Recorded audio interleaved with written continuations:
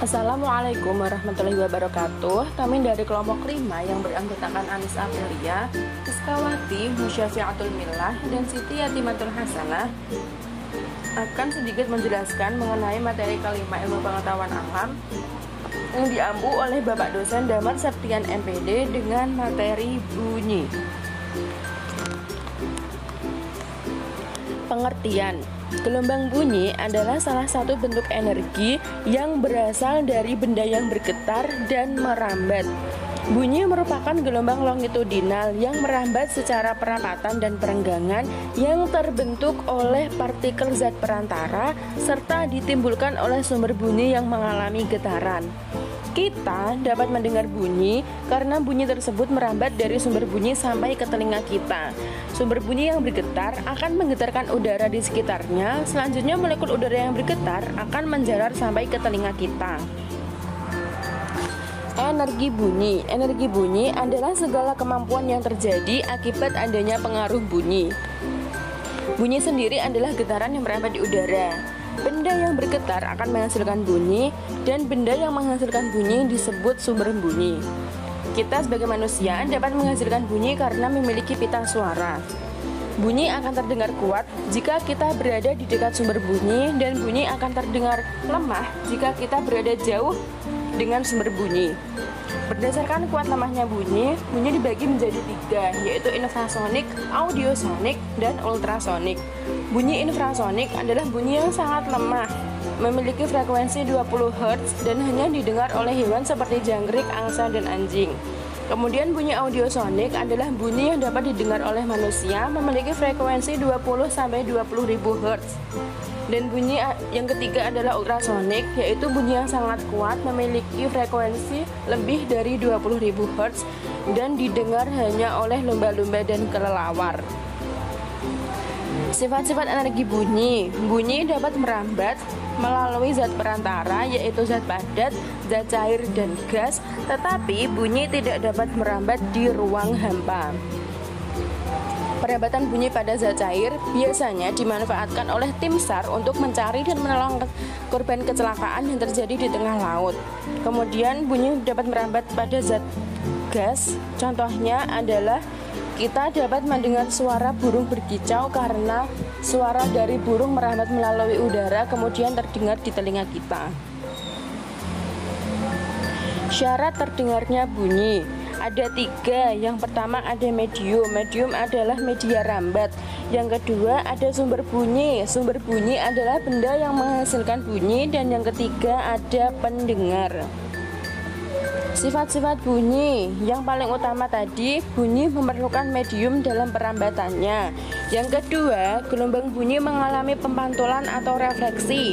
Hukum pemantulan gelombang adalah bunyi datang sama dengan bunyi pantul. Yang ketiga, gelombang bunyi mengalami pembiasan atau refraksi. Contohnya, pada malam hari bunyi petir terdengar lebih keras daripada siang hari, karena di siang hari udara lapisan atas lebih dingin daripada di bawah. Cepat rambat bunyi pada suhu dingin lebih kecil daripada di suhu panas, maka kecepatan bunyi di lapisan udara atas lebih kecil daripada lapisan bawah. Kemudian gelombang bunyi mengalami pelenturan atau difraksi. Karena gelombang bunyi di udara memiliki panjang gelombang dalam rentang cm sampai beberapa meter. Gelombang yang lebih panjang lebih mudah didifraksikan, dan gelombang yang lebih pendek lebih sulit didifraksikan. Gelombang bunyi mengalami perpaduan atau interferensi. Interferensi sendiri ada 2, yaitu konstruktif dan destruktif. Konstruktif adalah penguatan bunyi dan destruktif adalah pelemahan bunyi. Misalnya, 2 buah loudspeaker dengan frekuensi dan amplitude yang sama, maka kita akan mendengar bunyi yang keras dan lemah secara bergantian. Pemantulan bunyi. Bunyi pantul memperkuat bunyi asli. Biasanya terjadi pada keadaan antara sumber bunyi dan dinding pantul jaraknya tidak begitu jauh. Kemudian gaung adalah bunyi yang terdengar hampir bersamaan dengan bunyi asli. Dan gema adalah bunyi pantul yang terdengar setelah bunyi asli. Kekuatan bunyi. Bunyi yang kuat berbeda dengan bunyi yang tinggi. Kekuatan bunyi tidak ditentukan oleh frekuensi bunyi, tetapi oleh hal lain, khususnya amplitudo, resonansi, dan jarak. Amplitudo adalah lebar getar atau simpang getar yang dibuat oleh sumber bunyi. Semakin lebar getarannya, semakin kuat pula bunyinya. Resonansi berarti ikut bergetar sejalan getaran bunyi. Biasanya dilakukan oleh benda atau bagian terdekat, dan sedikit banyak kejadian ini akan menambah kekuatan getar sumber bunyi. Rumus-rumus yang berhubungan dengan bunyi. Bunyi memerlukan waktu untuk merambat melalui medium dari satu tempat ke tempat lainnya. Jarak yang ditempuh bunyi dalam waktu 1 sekon disebut cepat rambat bunyi.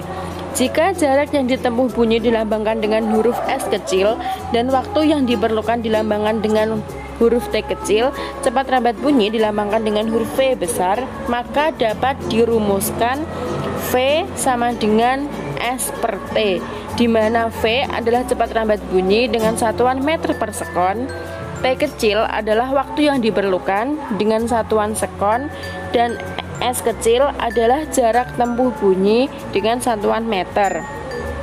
Tetapi pada pembahasan gelombang waktu yang diperlukan untuk satu gelombang adalah periode, maka dirumuskan T besar sama dengan T kecil. Sedangkan jarak tempuh bunyi adalah panjang gelombang, dirumuskan S kecil sama dengan lambda. Sehingga rumusnya dapat ditentukan, yaitu T besar dikali lambda sama dengan lambda dikali F kecil, di mana nilai T besar adalah periode dengan satuan sekon, berarti sama-sama memiliki satuan sekon antara T kecil dan T besar, nilainya sama. Kemudian lambda adalah panjang gelombang dengan satuan meter, berarti yang saya sebutkan tadi bahwa nilai lambda sama dengan nilai S kecil karena mereka sama-sama adalah jarak tempuh bunyi. Dan F adalah frekuensi gelombang yang nilainya sama dengan T besar atau periode. Manfaat bunyi. Bunyi yang memiliki sifat-sifat seperti pemantulan, nada, dan frekuensi ultrasonik lainnya bermanfaat dalam kehidupan manusia untuk mengembangkan nada menjadi sebuah lagu yang dilantunkan sebagai ekspresi pemikiran, motivasi, dan emosi oleh manusia dalam kehidupan sehari-harinya. Kemudian dengan adanya bunyi dimanfaatkan dalam bidang kesehatan untuk mendeteksi penyakit dalam tubuh seperti adanya penyakit tumor, menyelidiki otak, hati, dan liver, atau menghancurkan batu ginjal. Kemudian seiring perkembangan teknologi juga bunyi ini digunakan untuk menciptakan sebuah alat, yaitu USG atau ultrasonografi dan sinar X atau ronsen untuk mendeteksi janin dalam perut ibu. Selain itu, dalam dunia kelautan, bunyi ini juga digunakan untuk mendeteksi kandungan minyak dan mineral dalam bumi dengan memanfaatkan gelombang ultrasonik, dan yang lainnya adalah untuk mendeteksi adanya kecelakaan kapal di tengah laut juga bisa. Kemudian pemantulan bunyi juga dapat digunakan untuk mengukur panjang lorong gua atau menyelidiki kerusakan logam.